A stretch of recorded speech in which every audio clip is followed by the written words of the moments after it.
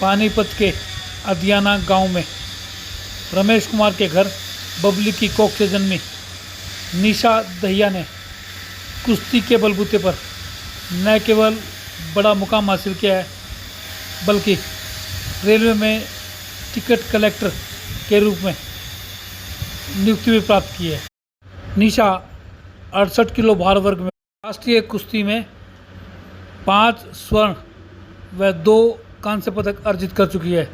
इसके साथ साथ एशियन खेलों में वह 1 रजत व 2 कांस्य पदक अर्जित कर चुकी है। रमेश कुमार की 2 बेटियां हैं।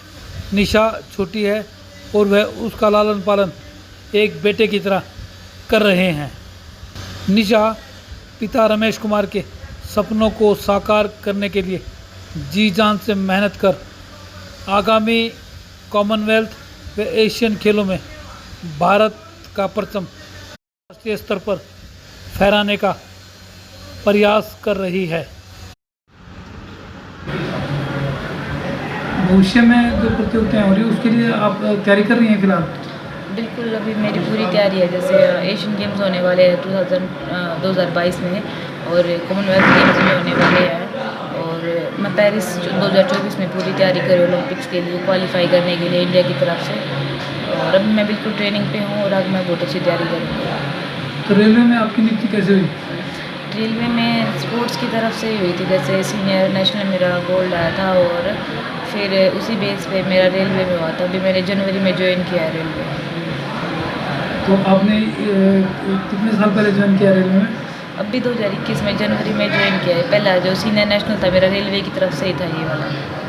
अच्छा, रेलवे की तरफ से एक मैं खेल चुकी थी। तो उसमें क्या रहा आपका? गोल्ड आया था मेरा। गोल्ड मेडल आया। तो जो भविष्य में इंग्लैंड में कॉमनवेल्थ हो रहे हैं और चाइना में एशियन गेम्स हो रहे हैं तो उसके लिए क्या तैयारियाँ हैं? अभी मैं ट्रेनिंग पे ही हूँ। अभी मैं एक भी दिन मिस नहीं करती है। बल्कि जैसे मैंने बताया कि मैं घर भी नहीं जा रही हूँ ताकि मुझे थोड़ा टाइम मिल पाए ट्रेनिंग के लिए। मैं सभी जगह रिश्तेदारों को तो पता ही नहीं, मैं कभी गई नहीं हूँ। मुझे याद भी नहीं मैं कभी कहाँ पे गई थी क्योंकि घर भी नहीं जा पाती। और बस ऐसे ही कि मैं ट्रेनिंग मिस ना हो मेरी और मैं यहीं पे रहूँ। अपना सारा टाइम प्रैक्टिस में और फिर सोने में रेस्ट करने में चला जाता है। बाहर फ़ोन भी ज़्यादा नहीं करती हूँ, कहीं पे घर वालों से बातें करती हूँ ताकि टाइम वेस्ट ना हो और थोड़ा सा टाइम जो भी मिल पाए टाइम वो ट्रेनिंग में लगाऊँ, फोकस में लगाऊँ। और भी 2022 के लिए अभी से तैयारी शुरू कर दी है क्योंकि 1 साल है, पता भी नहीं चलेगा 1 साल कब चला गया। और तो अभी से पूरी तैयारी है मेरी, उनके लिए फोकस है और धीरे धीरे अपना जैसे जो भी मेरे अपोनेंट्स हैं उनके लिए जो भी होगा और उनके हिसाब से मैं तैयारी करूँगी। एशियन गेम्स और कॉमनवेल्थ के लिए क्वालिफाइंग टूर्नामेंट से हो गए होंगे? और एशियन गेम्स के लिए डायरेक्ट होता है। जैसे इंडिया में ट्रायल्स होते हैं और उनके जो फर्स्ट आते हैं वो एशियन गेम्स में जाते हैं। कॉमनवेल्थ में भी ऐसा ही होता है। इंडिया में ट्रायल्स होते हैं, स्पेशल ट्रायल्स होते हैं और उनमें जो फर्स्ट आता है वो इंडिया की तरफ से जाता है। तो आपकी कोचेज कौन कौन है फिलहाल? अभी मैं रोहतक में प्रैक्टिस करती हूँ सत्यवान अखाड़े में। सत्यवान गुरुजी अर्जुन वारडी और ओलंपियन भी हैं वो उधर हमारी प्रैक्टिस करवाते हैं। सत्यवान अखाड़ा रोहतक में नई सब्जी मंडी के पास हमारा अखाड़ा है। तो आप अच्छे पहलवान हैं तो रेलवे ने आपको कोई प्रशिक्षण उपलब्ध करवाया? नहीं, अभी तक नहीं। जैसे हमारा नेशनल होता है उसके लिए रेलवे कैंप लगता है, उधर हमारे रेलवे के कोच भी होते हैं। अभी अपनी पर्सनल ट्रेनिंग पे हूँ तो मेरे पर्सनल अखाड़ा है उसमें प्रैक्टिस करती हूँ।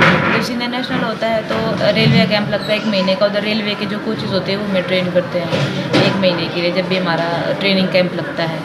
वरना हमारा जो नेशनल कैंप है वो लगता है वो उधर लखनऊ पे लगता है नेशनल कैंप हमारा। और जब हम यहाँ पे आते तो हमारा जैसे पर्सनल अखाड़ा रोहतक है मेरा, तो मैं रोहतक में ट्रेनिंग करती हूँ। तो इसके अलावा आपकी क्या शौक है? पढ़ाई, गाना सुनना? ऐसे तो कुछ ज़्यादा नहीं है पढ़ाई। ऐसा लगता था जैसे पढ़ाई समझ नहीं आती है कि जैसे छोटी थी मुझे लगता था कि बिल्कुल दिमाग के ऊपर से जाती है। लेकिन अभी जैसे मैं रेलवे की ट्रेनिंग करके आई हूँ और उधर इतना पढ़ी तो मुझे ऐसा लग रहा है कि थोड़ा बहुत मैं कर लेती हूँ। अपनी जैसे अकल से मैं पास भी होगी। बहुत अच्छे नंबर भी आए हैं मेरे। 300 में से 324 नंबर आए हैं मेरे और अच्छे से अपने आप से पास भी हो गई हूँ। ऐसा लगता है पढ़ भी सकती हूँ लेकिन ज़्यादा इंटरेस्ट है नहीं पढ़ाई, मुझे नींद ही आती है। उसके अलावा मैं म्यूज़िक बहुत ज़्यादा सुनती हूँ, बहुत ही ज़्यादा। और इसके अलावा मैं पेंटिंग करती हूँ, मुझे पेंटिंग का बहुत शौक है। फ्री टाइम होता है, जैसे थोड़ा सीज़न ऑफ होता है, जब कंपटीशन होते हैं तो मैं पेंटिंग करती हूँ जब भी मुझे टाइम मिलता है। तो किसकी पेंटिंग ज़्यादा पसंद करती है? जैसे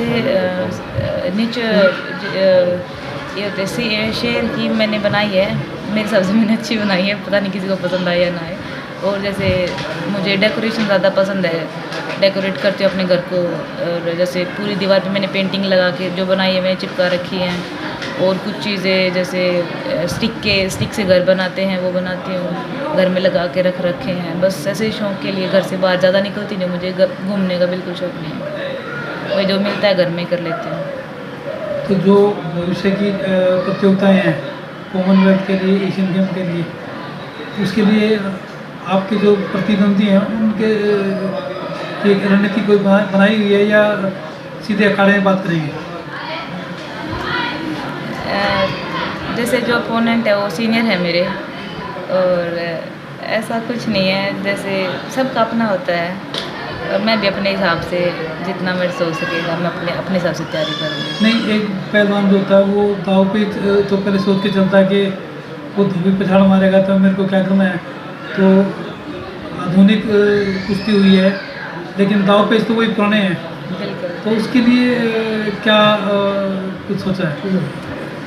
जैसे अभी जो भी अपोनेंट होगा डिसाइड होगा जिस वेट में मुझे खेलना है, और जो भी अपोनेंट आएगा मैं उसके हिसाब से करूँगी। जैसे वो जो करता है उसके हिसाब से मुझे क्या करना चाहिए इसके लिए। और जैसे जो स्मार्ट वर्क बोलते हैं कि अभी ये नहीं है कि ट्रेनिंग करते रहो, लेकिन ये भी पता होना चाहिए कि कब किस टाइम क्या करना होता है। वो जो छोटी छोटी चीज़ें एक टाइम के साथ ही आती है, ये वो जब बहुत साल हो जाते हैं, जैसे वो सीनियर्स हैं उनको बहुत अच्छे से आती है, वो मैं उनसे छोटी हूँ, मुझे धीरे धीरे सीखने की ज़रूरत है और मैं धीरे धीरे अच्छे से सीख लूँगी। तो दाव पेच की बारीकियाँ मौके पे ही सोची जाती हैं? ऐसी बात नहीं है, करना भी पड़ता है, करने के बाद ही वो अब जल्दी आती है। जैसे जितनी प्रैक्टिस करोगे उतना जल्दी आएगा। और कुश्ती में एकदम से क्विक एक्शन करना होता है, दिमाग को बहुत ज़्यादा जल्दी दौड़ाना पड़ता है, प्रेजेंस ऑफ माइंड बहुत ज़्यादा यूज़ करना होता है। कई बार 1 सेकंड में कुश्ती ख़राब हो जाती है और पूरा साल ख़राब हो जाता है। जैसे हम रोज़ 6 घंटे मेहनत करते, 3 घंटे शाम को, 3 घंटे सुबह करते, वो 6 मिनट में सब कुछ चला जाता है 1 साल की मेहनत। तो बहुत सोच समझ के करना पड़ता है, और प्रेशर भी होता है, ऐसी बात नहीं है, चाहे आप कितने भी जैसे बड़े प्लेयर हो जाए। लेकिन जब कंपटीशन की बारी आता है ना, एक बार तो ऐसे करता है कि मन जैसे चल देख लेते हैं, अगली बार से कल हो जाए तो बहुत अच्छा होगा। लेकिन वो खेलना होता है, और सबका थोड़ा बहुत तो डर लगता है सबको, चाहे वो कितना भी बड़ा प्लेयर हो। पर धीरे धीरे जैसे कुछ टीम हो जाते हैं ना, सब नॉर्मल हो जाता है, सब ऐसे नॉर्मल लगने लगता है। आप जिस समय अखाड़े में जाती हैं तो उससे पहले मम्मी पापा को याद करती हैं या गुरु को याद करती हैं? मैं मम्मी पापा को याद करती हूँ, क्योंकि कभी कभी ऐसा होता है कि शरीर बहुत ज़्यादा टायर्ड होता है। मतलब ऐसा लगता था शुरुआत में, तो ऐसा होता था मम्मी कहाँ डाल दिया मुझे, बहुत परेशान हो जाती हूँ यहाँ पे। लेकिन अब तो खुशी मिलती है, ट्रेनिंग पे जाती हूँ तो सबसे ज़्यादा मुझे खुशी जब सुबह ट्रेनिंग के लिए रेडी होते हो ना, सबसे ज़्यादा तभी मिलती है। शाम को जब रेडी होते इतना एक्साइटमेंट होती है मन में कि भी ट्रेनिंग पे जाऊँगी। और जैसे थकावट भी होती है ना, बहुत अच्छी लगती है। जैसे कभी कभी चोट लग जाती हैं और आँख नील हो जाता है, मुंह पे चोट लग जाती है, तो कभी कभी अच्छा लगता है कि हाँ मैं ट्रेनिंग पे हूँ, मुझे चोट लगी, वो अच्छा लगता है, वो दर्द भी अच्छा लगने लगता है जब लग जाता है। और खुशी मिलती है ट्रेनिंग करके बहुत ज़्यादा। अगर मैं नहीं कर पाती हूँ तो, अगर मैं ऐसी जगह फंस जाती हूँ, कई बार ऐसा होता है कि कई बार नहीं कर पाते। जैसे मैं ट्रेनिंग में थी, रेलवे की ट्रेनिंग में थी, तो वहाँ पे बाहर जाना अलाउड नहीं था, और तो मैं रोती थी, शाम को अपने आप रोना आता था कि मैं कर नहीं पा रही हूँ, मैं कैसे करूँगी। कमरे में करती थी, जितना मुझसे बन सकता था मैंने पूरी कोशिश की।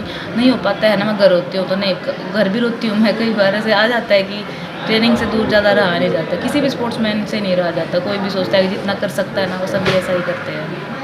तो कुश्ती में उत्तर प्रदेश, राजस्थान की लड़कियां भी हैं, तो सबसे ज़्यादा आपकी किस प्रदेश की लड़कियों को करते हैं कि उनका प्रदर्शन अच्छा है? वैसे तो हरियाणा का इतना ज़्यादा है कि यहीं पे जैसे स्टेट होता है तो एकदम नेशनल जैसे होता है। हरियाणा में बहुत ज़्यादा कॉम्पिटिशन्स है, इतनी ज़्यादा भी तो गेम का बहुत ज़्यादा क्रेज़ हो गया है। अभी नई नई लड़कियाँ खेलने लग गई हैं, हरियाणा में इतना ज़्यादा है। और जैसे वो यूपी में भी ऐसा ही है, यूपी की लड़कियाँ भी बहुत अच्छी टीम है, यूपी की टीम भी अच्छी है, दिल्ली की टीम भी अच्छी है और कई एक दो टीम और बहुत अच्छी है, लेकिन हरियाणा में इतना ज़्यादा है। और जैसे रेलवे की टीम है और रेलवे की टीम बहुत अच्छी है। भविष्य में जो प्रतियोगिताएं हो रही है उसके लिए आप तैयारी कर रही हैं फिलहाल? बिल्कुल, अभी मेरी पूरी तैयारी है। जैसे एशियन गेम्स होने वाले हैं 2022 में और कॉमनवेल्थ गेम्स भी होने वाले हैं और मैं पेरिस 2024 में पूरी तैयारी कर रही हूँ ओलंपिक्स के लिए क्वालिफाई करने के लिए इंडिया की तरफ से। और अभी मैं बिल्कुल ट्रेनिंग पे हूँ और आगे मैं बहुत अच्छी तैयारी करूँगी। तो रेलवे में आपकी नियुक्ति कैसे हुई? रेलवे में स्पोर्ट्स की तरफ से ही हुई थी। जैसे सीनियर नेशनल मेरा गोल्ड आया था और फिर उसी बेस पे मेरा रेलवे में हुआ था। अभी मैंने जनवरी में ज्वाइन किया है रेलवे। तो आपने कितने साल पहले ज्वाइन किया रेलवे में? अभी 2021 में जनवरी में ज्वाइन किया है। पहला जो सीनियर नेशनल था मेरा रेलवे की तरफ से ही था ये वाला। अच्छा, रेलवे की तरफ से एक में खेल चुकी हूँ। तो उसमें क्या रहा आपका? गोल्ड आया था मेरा। गोल्ड मेडल आया।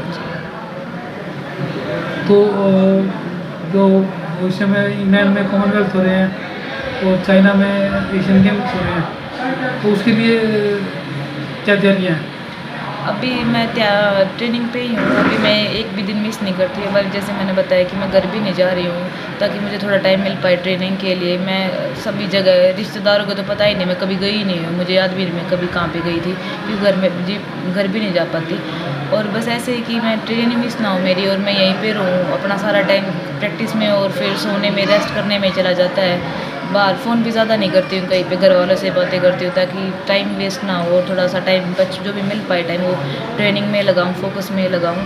और भी 2022 के लिए अभी से तैयारी शुरू कर दी है क्योंकि एक साल है, पता भी नहीं चलेगा एक साल कब चला गया। और तो अभी से पूरी तैयारी है मेरी, उनके लिए फ़ोकस है और धीरे धीरे अपना जैसे जो भी मेरे अपोनेंट्स हैं उनके लिए जो भी होगा और उनके हिसाब से मैं तैयारी करूँगी। एशियन गेम्स और कॉमनवेल्थ के लिए क्वालिफाइंग टूर्नामेंट शुरू हो गए होंगे?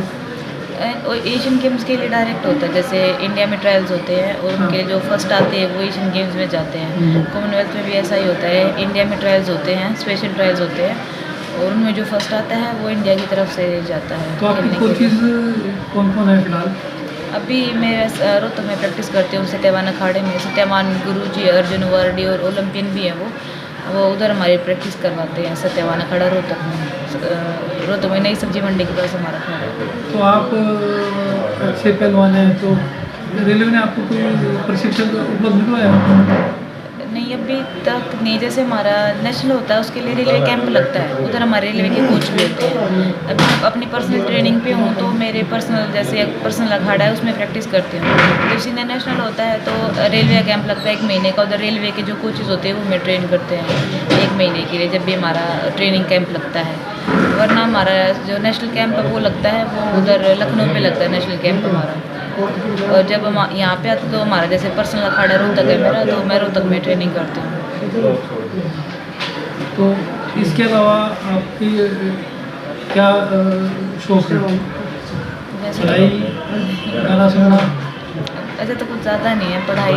ऐसा लगता था जैसे पढ़ाई समझ नहीं आती है कि जैसे छोटी थी मुझे लगता था कि बिल्कुल दिमाग के ऊपर से जाती है, लेकिन अभी जैसे मैं रेलवे की ट्रेनिंग करके आई हूँ और उधर इतना पढ़ी तो मुझे ऐसा लग रहा है कि थोड़ा बहुत मैं कर लेती हूँ अपनी। जैसे कल से मैं पास भी होगी, बहुत अच्छे नंबर भी आए हैं मेरे, 300 में से 324 नंबर आए हैं मेरे और अच्छे से अपने आप से पास भी हो गई हूँ। ऐसा लगता है पढ़ भी सकती हूँ लेकिन ज़्यादा इंटरेस्ट है नहीं, पढ़ाई मुझे नींद ही आती है।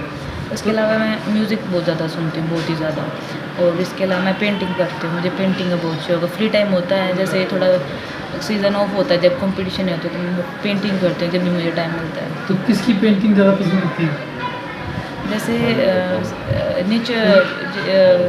ये जैसे शेर की मैंने बनाई है, मेरे हिसाब से मैंने अच्छी बनाई है, पता नहीं किसी को पसंद आए या ना आए। और जैसे मुझे डेकोरेशन ज़्यादा पसंद है, डेकोरेट करती हूँ अपने घर को। और जैसे पूरी दीवार पे मैंने पेंटिंग लगा के जो बनाई है मैंने चिपका रखी हैं। और कुछ चीज़ें जैसे स्टिक से घर बनाते हैं वो बनाती हूँ, घर में लगा के रख रखे हैं। बस ऐसे ही शौक़ के लिए घर से बाहर ज़्यादा निकलती नहीं, मुझे घूमने का बिल्कुल शौक़ नहीं है, वही जो मिलता है घर में कर लेती हूँ। तो जो भविष्य की प्रतियोगिताएं हैं कॉमनवेल्थ के लिए, एशियन गेम के लिए, उसके लिए आपके जो प्रतिद्वंदी हैं उनके एक रणनीति कोई बनाई हुई है या सीधे अखाड़े में बात करेंगे? जैसे जो अपोनेंट है वो सीनियर है मेरे, और ऐसा कुछ नहीं है, जैसे सबका अपना होता है और मैं भी अपने हिसाब से जितना मेरे से हो सकेगा मैं अपने अपने हिसाब से तैयारी करूँगी। नहीं, एक पहलवान जो होता है वो दाव पे तो पहले सोच के चलता है कि वो धोबी पे छाल मारेगा तो मेरे को क्या करना है। तो आधुनिक कुश्ती हुई है, लेकिन दाव पेच तो वही पुराने हैं। बिल्कुल। तो उसके लिए क्या कुछ सोचा है? जैसे अभी जो भी अपोनेंट होगा डिसाइड होगा जिस वेट में मुझे खेलना है, और जो भी अपोनेंट होगा मैं उसके हिसाब से करूँगी। जैसे वो जो करता है उसके हिसाब से मुझे क्या करना चाहिए इसके लिए। और जैसे जो स्मार्ट वर्क बोलते हैं कि अभी ये नहीं है कि ट्रेनिंग करते रहो, लेकिन ये भी पता होना चाहिए कि कब किस टाइम क्या करना होता है। वो जो छोटी छोटी चीज़ें एक टाइम के साथ ही आती है, ये वो जब बहुत साल हो जाते हैं, जैसे वो सीनियर्स हैं उनको बहुत अच्छे से आती है, वो मैं उनसे छोटी हूँ, मुझे धीरे धीरे सीखने की ज़रूरत है और मैं धीरे धीरे अच्छे से सीख लूँगा। तो दाव पेच की बारीकियाँ मौके पे ही सोची जाती हैं। ऐसी बात नहीं है, करना भी पड़ता है, करने के बाद ही वो अब जल्दी आती है। जैसे जितनी प्रैक्टिस करोगे उतना जल्दी आएगा। और कुश्ती में एकदम से क्विक एक्शन करना होता है, दिमाग को बहुत ज़्यादा जल्दी दौड़ाना पड़ता है, प्रेजेंस ऑफ माइंड बहुत ज़्यादा यूज़ करना होता है। कई बार एक सेकंड में कुश्ती ख़राब हो जाती है और पूरा साल ख़राब हो जाता है। जैसे हम रोज़ 6 घंटे मेहनत करते, 3 घंटे शाम को, 3 घंटे सुबह करते, वो 6 मिनट में सब कुछ चला जाता है 1 साल की मेहनत। तो बहुत सोच समझ के करना पड़ता है और प्रेशर भी होता है, ऐसी बात नहीं है, चाहे आप कितने भी जैसे बड़े प्लेयर हो जाए, लेकिन जब कंपटीशन की बारी आता है ना, एक बार तो ऐसे ही करता है कि मन जैसे चल देख लेते हैं, अगली बार से कल हो जाए तो बहुत अच्छा होगा, लेकिन वो खेलना होता है और सबका थोड़ा बहुत तो डर लगता है सबको, चाहे वो कितना भी बड़ा प्लेयर हो। पर धीरे धीरे जैसे कुछ टीम हो जाते हैं ना, सब नॉर्मल हो जाता है, सब ऐसे नॉर्मल लगने लगता है। आप जिस समय अखाड़े में जाती हैं तो उससे पहले मम्मी पापा को याद करती हैं या गुरु को याद करती हैं? मैं मम्मी पापा को याद करती हूँ, क्योंकि कभी कभी ऐसा होता है कि शरीर बहुत ज़्यादा टायर्ड होता है। मतलब ऐसा लगता था शुरुआत में, तो ऐसा होता था मम्मी कहाँ डाल दिया मुझे, बहुत परेशान हो जाती हूँ यहाँ पे। लेकिन अब तो खुशी मिलती है, ट्रेनिंग पे जाती हूँ तो सबसे ज़्यादा मुझे खुशी जब सुबह ट्रेनिंग के लिए रेडी होते हो ना, सबसे ज़्यादा तभी मिलती है। शाम को जब रेडी होती है इतना एक्साइटमेंट होती है मन में कि भी ट्रेनिंग पे जाऊँगी। और जैसे थकावट भी होती है ना, बहुत अच्छी लगती है। जैसे कभी कभी चोट लग जाती हैं और आँख नील हो जाता है, मुंह पे चोट लग जाती है, तो कभी कभी अच्छा लगता है कि हाँ मैं ट्रेनिंग पे हूँ, मुझे चोट लगी, वो अच्छा लगता है, वो दर्द भी अच्छा लगने लगता है जब लग जाता है।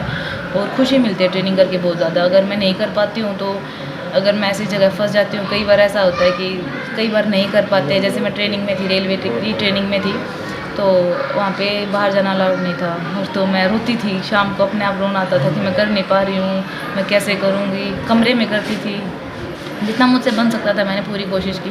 नहीं हो पाता है ना, मैं घर रोती हूँ तो नहीं, घर भी रोती हूँ मैं। कई बार ऐसे आ जाता है कि ट्रेनिंग से दूर ज़्यादा रहा नहीं जाता, किसी भी स्पोर्ट्समैन से नहीं रहा जाता। कोई भी सोचता है कि जितना कर सकता है ना, वो सभी ऐसा ही करते हैं। तो कुश्ती में उत्तर प्रदेश, राजस्थान की लड़कियां भी हैं, तो सबसे ज़्यादा आपकी किस प्रदेश की लड़कियों को करते हैं कि उनका प्रदर्शन अच्छा है? वैसे तो हरियाणा का इतना ज़्यादा है कि यहीं पे जैसे स्टेट होता है तो एकदम नेशनल जैसे होता है। हरियाणा में बहुत ज़्यादा कॉम्पिटिशन्स है, इतनी ज़्यादा भी तो गेम का बहुत ज़्यादा क्रेज़ हो गया है। अभी नई नई लड़कियाँ खेलने लग गई हैं, हरियाणा में इतना ज़्यादा है। और जैसे वो यूपी में भी ऐसा ही है, यूपी की लड़कियाँ भी बहुत अच्छी टीम है, यूपी की टीम भी अच्छी है, दिल्ली की टीम भी अच्छी है, और कई एक दो टीम और बहुत अच्छी है। लेकिन हरियाणा में इतना ज़्यादा है, और जैसे रेलवे की टीम है, और रेलवे की टीम बहुत अच्छी है।